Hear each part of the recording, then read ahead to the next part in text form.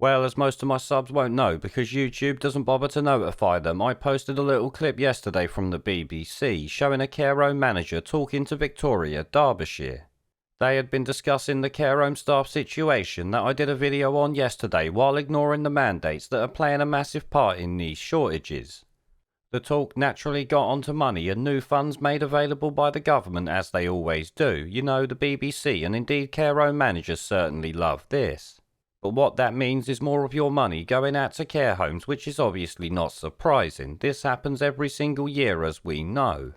Now, what was surprising is some of the things that was actually mentioned during this minute or so of dialogue, one of them being the BBC actually talking about this and asking a real question.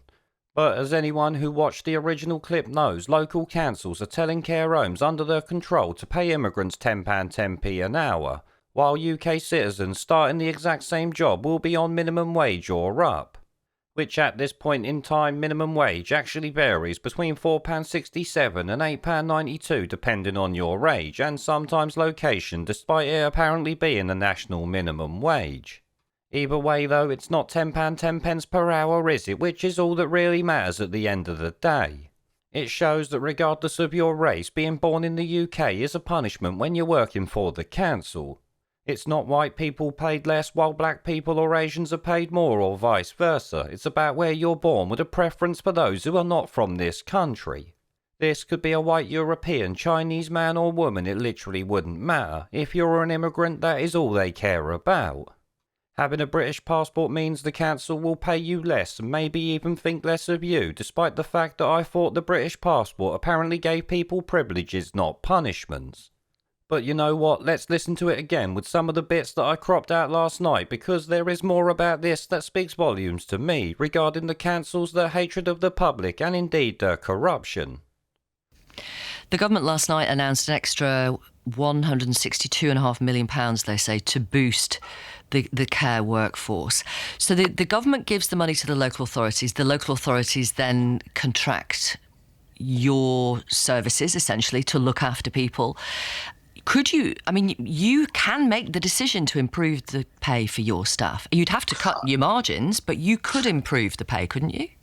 Absolutely, and that's something that we will do. But this, the one-off hits that the government provides, and by the time it gets to small providers up and down the country, it's diluted so much that actually there's very little of it left. Sure. And what it needs to be is a funding package that takes into account that on a permanent basis. So I can give you an example, for instance. If you employ a migrant worker, you have to pay them a minimum of £10.10p an hour. Now, care providers can't afford to do that on the basis of what they get from the local authorities. And what do you pay non-migrant workers? Well, anywhere from minimum wage upwards. I mean, it's such an unjust system.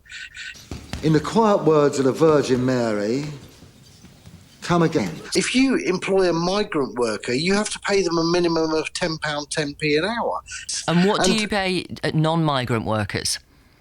Well, anywhere from minimum wage upwards. I mean, so as you see, Victoria, Derbyshire talks about the government's new £162 million cash injection that's been given to councils to employ new staff, while also pointing out the fact that this guy could lower his margins to pay people more.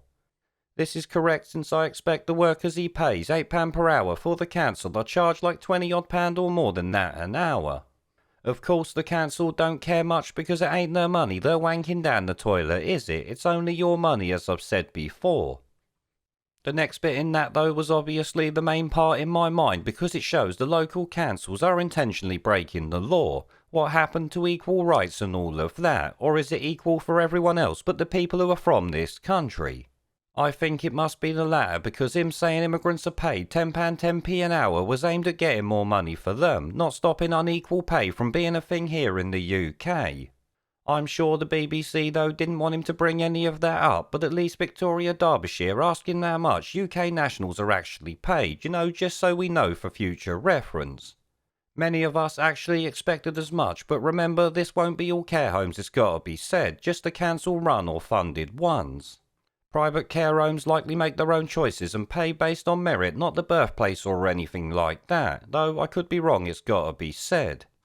But to me, this shows the so-called elected officials literally don't work for you and proves it to anyone who didn't know. They seem to work against you and for anyone else that they possibly can. Now, obviously, this may be all cancels or it might just be a few of them, but either way, it's an utter disgrace and blatant discrimination if you ask me. It might not be based on race, like say the BBC's diversity hiring policies, but it's just as fucking disgusting in my mind. Maybe more so as this is local government we're talking about here.